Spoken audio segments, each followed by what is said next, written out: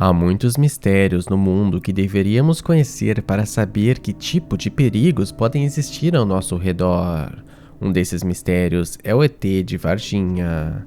Nas primeiras horas da manhã do dia 20 de janeiro de 1996, na cidade de Varginha, Eurico Rodrigues foi acordado por sons de pânico e mugidos do seu gado. No início, ele e sua esposa pensaram que seria um boi que havia fugido, um ladrão que havia invadido o terreno, ou mesmo um predador que estaria à espreita.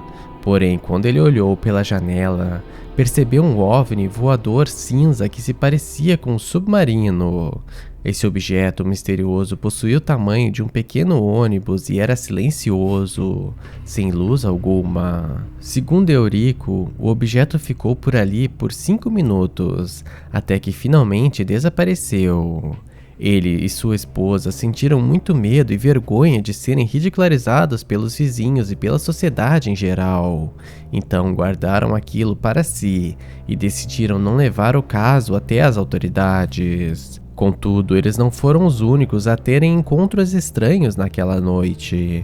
Duas irmãs moravam com sua mãe em uma área montanhosa da cidade de Varginha, região de Minas Gerais.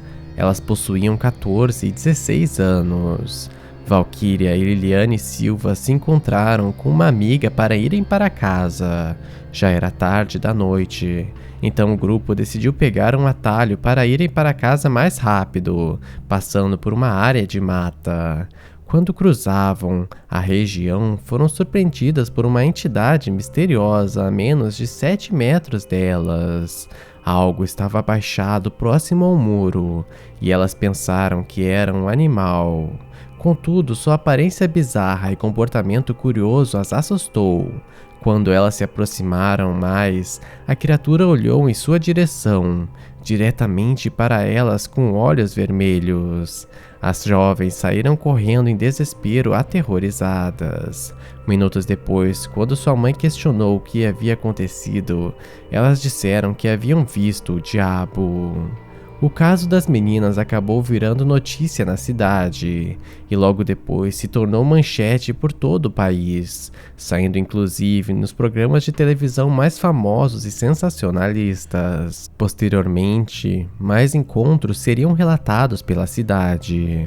A população estava apavorada e havia caos e pânico em todos os cantos. A amiga das irmãs Silva, Kátia Xavier, relatou a todos que havia visto uma criatura pequena que não era nem humano e nem animal, com pele marrom e uma aparência oleosa. Essa criatura possuía uma cabeça muito grande e 3 formações arredondadas, ou mesmo chifres no topo da cabeça. Parecia uma coisa muito mole, como se fosse estourar, e tinha olhos vermelhos. Surgiram informações de que as meninas voltaram ao local do contato com o alien 25 minutos depois do avistamento, mas não encontraram nada, apenas uma marca no chão, um cheiro que não conseguiram descrever e um cachorro farejando. Um pedreiro que trabalhava perto teria supostamente dito que os bombeiros já tinham levado aquele bicho estranho. Logo em seguida, mais de 200 moradores da cidade relataram encontros com a suposta criatura, ou mesmo a nave. Perto da cidade de Varginha havia uma base militar. Chegou ao público um relato anônimo de um militar dali que disse que aliens haviam sido cercados e capturados pelos militares, e depois teriam sido transportados para fora da cidade. Segundo ele, os aliens faziam um tipo de zumbido semelhante a uma abelha. Então esses militares levaram os capturados até Brasília, e então os enviaram para os Estados Unidos, onde teriam sido mortos e dissecados. Outras informações davam conta de que a Força Aérea Americana teria emitido um aviso para os militares brasileiros 1 hora antes do avistamento ocorrido na fazenda. Supostamente, o governo dos Estados Unidos tinha informações sobre um pouso na região. Outro homem, supostamente uma fonte dentro do governo, afirmou que um OVNI em forma de cigarro havia caído em um campo próximo às fazendas, e ele teria participado da operação de limpeza. Ufologistas que investigaram depois o caso relataram que descobriram que algumas semanas depois do avistamento das irmãs, a família delas foi visitada por 4 homens internos pretos. Eles ofereceram uma grande quantidade de dinheiro para que elas negassem os avistamentos do ser. Surgiram também notícias sobre uma suposta autópsia alienígena, que teria sido feita pelo Dr. Badan Palhares. Contudo, ele negou publicamente qualquer informação ou envolvimento. Fontes ligadas a militares começaram a surgir e trazer relatos ao público. Uma versão dizia que um caminhão com 2 militares seguia pelas redondezas quando o motorista teve que frear bruscamente quando algo passou em frente ao veículo. Um dos militares saiu do caminhão e capturou a criatura.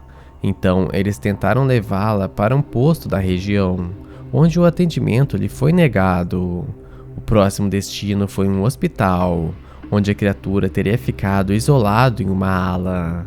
Posteriormente, teria sido levado para o Hospital Humanitas e depois levado para a Universidade Estadual de Campinas. Contudo, não há confirmação de nada disso em nenhum desses locais. Um outro relato veio posteriormente de um ex-soldado do Regimento do Exército em Belo Horizonte, que contou que foi convocado na noite em questão e viu o ET capturado em uma rede. Ele possuía cabeça muito grande, desproporcional, olhos muito grandes e cor escura, de ferro. Não viu orelha, a boca era somente um rasgo, não tinha nariz, somente 2 pontinhos no lugar, e tinha 3 dedos. Teorias levantadas pelos céticos dizem ainda hoje que, na verdade, o que as 3 mulheres teriam visto era um homem sem teto deformado, que seria conhecido por todos da cidade. O restante da história teria sido fruto de invenções, histeria coletiva e também invenções criadas a partir da fama que o caso inicial havia ganhado. Contudo, a história toda é muito importante dentro do cenário ufológico brasileiro, e o caso se tornou um dos mais estudados ao longo dos anos. Seria uma realidade o ET de Varginha?